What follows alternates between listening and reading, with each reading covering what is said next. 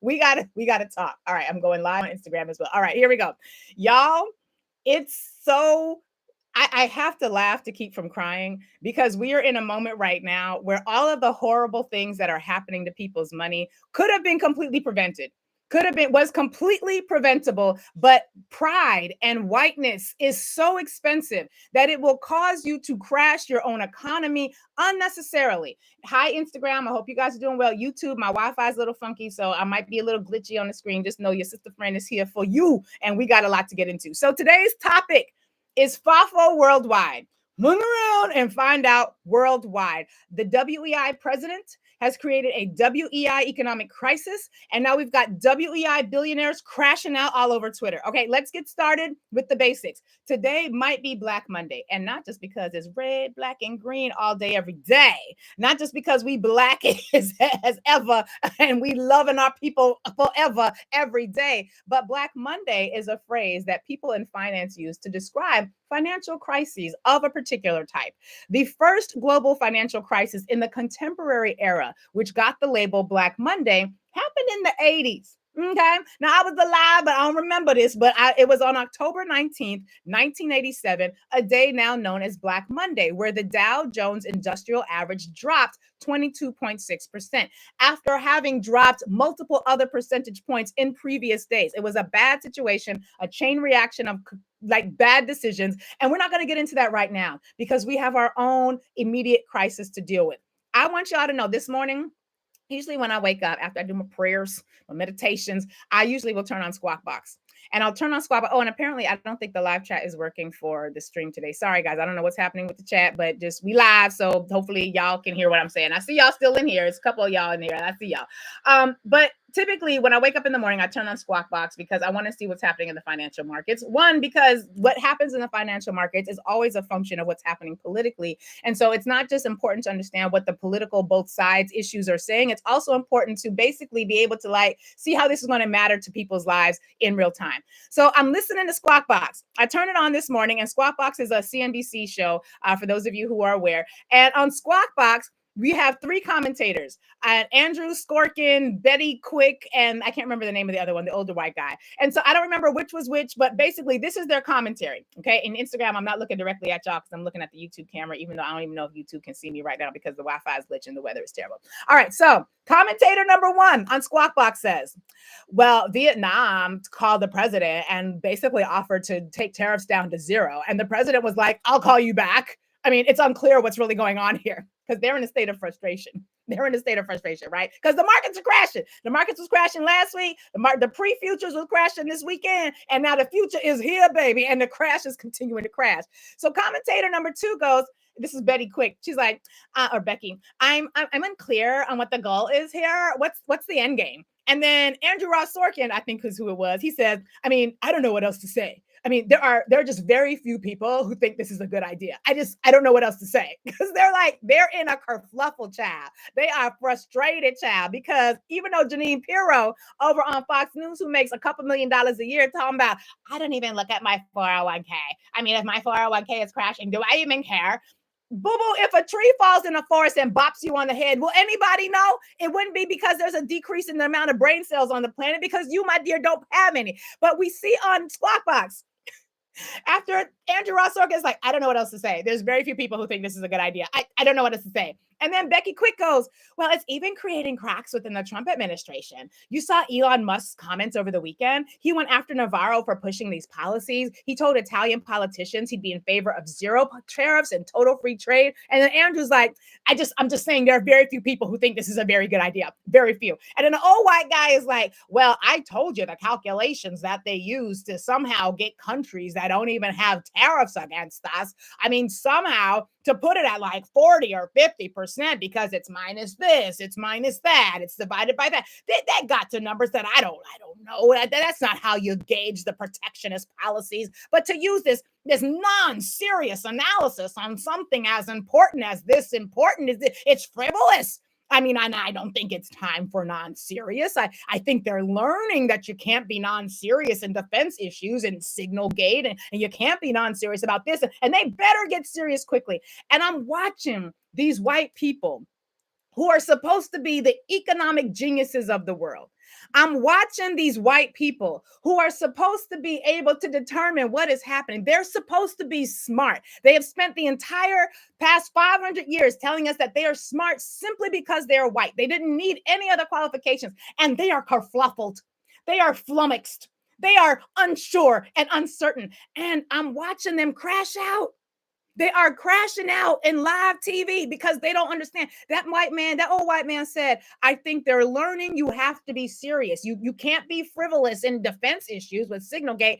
Dog, they are finding ways to be confused about what is happening when the people who are in charge are stupid, they are uneducated, and Vivacious Vivek Ramaswamy told all of us that this was going to happen. Y'all remember Vivacious Vivek Ramaswamy? Remember when Vivacious Vivek Ramaswamy said in December, that reason that top tech companies often hire foreign-born and first-generation engineers over Native Americans isn't because of an innate American IQ deficit, a lazy and wrong explanation. A key part of it comes down to the C word, culture. Tough questions demand tough answers. And if we're really serious about fixing the problem, we have to confront the truth.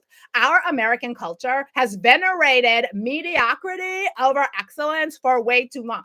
Vivek Vivacious Ramaswamy, before he was disappeared and ain't nobody heard from him since, and he apparently is running for governor of Ohio, child, good luck. But basically, Vivacious Vivek Ramaswamy said, y'all are mediocre white people. And the reason you're mediocre isn't because you have to be mediocre, but you have a culture of mediocrity. And you would rather be a prom king. You would rather date the prom queen than like study hard. And not only that, but your culture is so freaking mediocre that the brown people of the world, the melanated people of the world can dance circles around you before lunch. He goes on to say that a culture that venerates Corey from Boy Meets World, or Zach and Slater over Screech and Saved by the Bell, or Stefan over Steve Urkel and Family Matters will not produce the best engineers. And then he goes on to say, and I know this to be true from my own lived experience because y'all make fun of the brown nerds. Y'all make fun of the families who prioritize education. Y'all make fun of them, and that's why you're mediocre.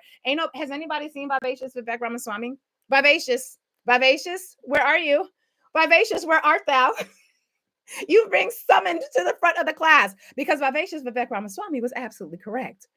Bill Ackman, the white man, the white billionaire man who made it a part of his personal mission to destroy diversity, equity, and inclusion. He joined with his fellow white man in mediocrity, Christopher Rufo, who is the same person who said he was going to make CRT a boogeyman. And anywhere that people see anything that makes them uncomfortable, they're going to call it CRT. So they took a little CRT, they took a little DEI, mash them up together, and then them said they want to do whatever they can do to destroy the blackness, to destroy black people. They said diversity, equity, inclusion means you're not qualified. Didn't earn it. Isn't that what they said? Isn't that what they said? And then they got rid of woke. And ever since y'all got rid of woke and you got rid of black pilots, y'all shit can't stay in the sky. Your planes fall down every goddamn day. We getting another report. I'm sorry, I wasn't even going to cuss today. It ain't even Friday. I said I wasn't going to cuss. Y'all planes can't fly because you got rid of the expertise and the excellence and you replaced it with white mediocrity simply because you have an allegiance to losers. And it should not be like you. You have an allegiance to saying that someone is qualified simply because they are white, they are entitled, they are incompetent, and that's all that you need. That's all that you need. Y'all said diversity hires weren't worth it. When we know diversity math means if I got to be twice as good just to get half as far, baby, by the time we get there, I'm 4 times better than you because I had to be better than you. I had to be smarter than you, not just to get the qualifications, but to also work around your insistence on holding on to a racist ideology that said you didn't have to compete with anybody unless they looked like you, which meant you were used to only competing against fellow mediocres. And now the mediocre whiteness is crashing out. Bill Ackman, who was behind the effort to get rid of Dr. Claudine Gay, a professor's professor, a brilliant black woman. And then he tried to say she plagiarized. Do y'all remember this? She said she plagiarized. And even though she had not done anything, she cited, she went in, she had the backup, she had the reports. He created such a kerfluffle. He created such a tizzy around her that he ends up running her out of that position. Then we find out Bill Ackman, the white billionaire, who himself is married to another white woman, who herself actually plagiarized and didn't just take citations that were erroneous, but took whole ass paragraphs, allegedly, reportedly, according to the reports, took whole ass paragraphs, not from academic journals, not from law review articles, from freaking Wikipedia.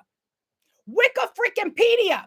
She couldn't even plagiarize actually intelligent sources. She plagiarized the thing that we tell our kids, don't be looking at no Wikipedia as your only source. That Bill Ackman, that billionaire, here he go. Talking about, here we go, tomorrow. He crashing out on Twitter. He crashing out all over Twitter. The country is 100% behind the president on fixing a global system of tariffs that has disadvantaged the country. But business is a confidence game, and confidence depends on trust. President Donald Trump has elevated the tariff issue to the most important geopolitical issue in the world, and he's got everyone's attention. So far, so good. And yes, other nations have taken advantage of the U.S. by protecting their home industries at the expense of millions of our jobs. So he's like, Trump, I got you. I'm still stroking your ego. I'm still, filleting and doing all the things I got to do. But then he gets to the part because Bill Ackman is losing money. They all losing way more money than any of us could ever dream of. And Bill Ackman says, please tell the guests we're coming, but we're going to be a few minutes because we got to go to commercial break. Bill Ackman is crashing out. He says, by placing massive and disproportionate tariffs on our friends and our enemies alike, and therefore launching a global economic war against the whole world at once, we are in the process of destroying confidence in our country as a trading partner, as a place to do business, and as a market to invest capital. He's basically like, please, Trump, now that I have filleted you, I have gotten down on my knees and prostrated myself and done whatever else I could in front of you to diminish myself and make you the king of kings. Please stop doing what you're doing. He says, what CEO and board of directors will be comfortable making large, long-term economic commitments in our country in the middle of an economic nuclear war? Bill Ackman, do you remember Kamala Harris? Do you remember Kamala Harris? Do you remember getting up on Fox News and saying that Donald Trump was the smartest, bestest, most amazingest, most orangest businessman, and you had never known anybody to be better and smarter and more orangey of business? Do you remember that, Bill Ackman? I remember. We got the clips. The only reason I'm not playing is because I'm at the home studio and nobody's going to hear it except my Urban View audience, and I want everybody to be a part of this, which is why I'll be exploring more of this in today's podcast episode, which will be released at 2 p.m. But the point is this: Bill Ackman, who did not want Kamala Harris, Bill Ackman, who has never met a Black person he thought had qualifications. Bill Ackman spent so much time getting rid of the overly qualified Black woman who has a whole ass degree in economics, who told y'all every time y'all asked her about Donald Trump's plan, what she thought about it. And she said, we're going to be in a recession by summer if you have Donald Trump as your president, because he believes in tariffs. You even got white women like Stephanie Rule on MSNBC, who got the nerve to get online and say, nobody voted for tariffs. Nobody voted for this. And we just wanted, the people who voted for Donald Trump were economically anxious, which is really white people speak for racists. That's how journalists describe that white voters were racist. They say they were economically anxious. And she says they were just economically anxious and they didn't vote for tariffs, to which I say, girl, stop it. Stop it. Get yourself pull up your ovaries. Get your uterus in order. Stand it straight. Get your back in it. He literally ran on tariffs as his economic model, Bill Ackman. He literally ran on tariffs as his He didn't have concepts of an economic plan. He had concepts of every goddamn thing, every else, but he was very clear. Tariffs. He was very clear about the tariffs. Stop infantilizing white voters. Y'all voted for this because you prefer white entitled incompetency more than you wanted to vote for the Black lady. That is the foundation of white entitlement and incompetent logic. WEI. It ain't DEI, because DEI means you better not just have qualifications. You better be overly qualified before you even going to get considered for that position. But WEI is no. WEIs just have to be white and entitled. And do y'all, just really quickly, we ain't even going to get to go into this because I got to go to commercial break. But do y'all want to know who on Donald Trump's team has supported the tariffs that he has relied on and as his source of validation? Peter Navarro. Peter Navarro, who, yes, served time because of his actions in the first Trump administration. I believe he served about 4 months. But Peter Navarro, do you want to know what Peter Navarro is basing his expertise on when it comes to tariffs? Peter Navarro has written a number of books, and Rachel Maddow did an expose about this on Friday. Peter Navarro has written a number of books about the economy. And in Peter Navarro's books, he cites to Ron Vara. Ron Vara. Ron Vara is supposedly this economic expert who loves tariffs and who says that you can ride the tariff train into victory. You want to know who Ron Vara actually is? Ron Vera is a white man that doesn't exist. Peter Navarro created a fictional expert named Ron Vera, an anagram of Peter Navarro's name, because white entitled. If I had told y'all this was going to happen, you would have said I was being hyperbolic. If I would have told y'all the people in charge of the economic policy of the goddamn country had made up experts who don't actually exist, and then make up a white man who don't exist, and they said this white man said you can ride the tariffs all the way into financial glory. Had I told y'all that had happened, y'all would have said, Lurie, there you go, just being racist again. You just being anti-white. This is what this white man did. So our entire governing economic policy, which is right now destroying the entire global economy, was brought to you by a white man who made up a fictional white man who doesn't actually exist. And that is the reason why your Meemaw and your Pat Pat can't retire, because their retirement has been driven into the ground by white, entitled, and incompetent economic policies. Whiteness is very expensive. Whiteness and an allegiance to whiteness over the realities that we are facing is very, very expensive. And now white Americans sit in it, own it. The difference between this time and the last time y'all did this is people like me didn't have social media to talk about this. We didn't have platforms to talk about this. But the last time y'all destroyed integration to preserve whiteness was at the end of Reconstruction.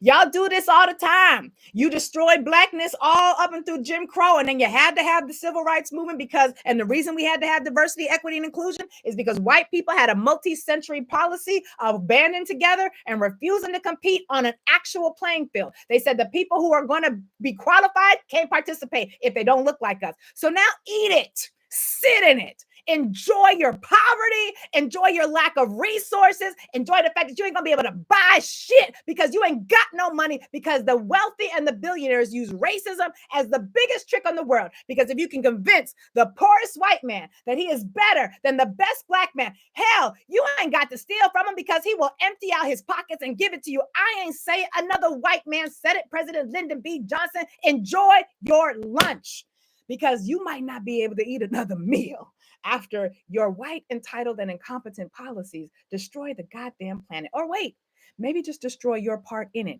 because the rest of the world is moving on. Now, black people who are trapped here, we got a lot to figure out. But right now, we got to go to commercial break. And we're switching gears. On the other side of it, we're going to be talking about the hair legislation, or the hair litigation, because did you also know that they're poisoning our bodies intentionally? They convince us our hair is ugly. Can you imagine? They convince us our hair is ugly, convince us our hair is not professional, and that we have to, instead of embracing our beautifully abundant hair that goes up to the sun, we have to take a WEI approach to our bodies and pour or use chemicals that are designed to kill us, to straighten our hair to be limp and flaccid, to look like theirs, just like their economy, limp and flaccid. We got to go to commercial break. We're switching gears. I love y'all. Bye Instagram, bye YouTube. 866-801-8255, 866-801. Why am I giving out the number? We're going to commercial break. I love y'all. We'll see you on the other side. Peace.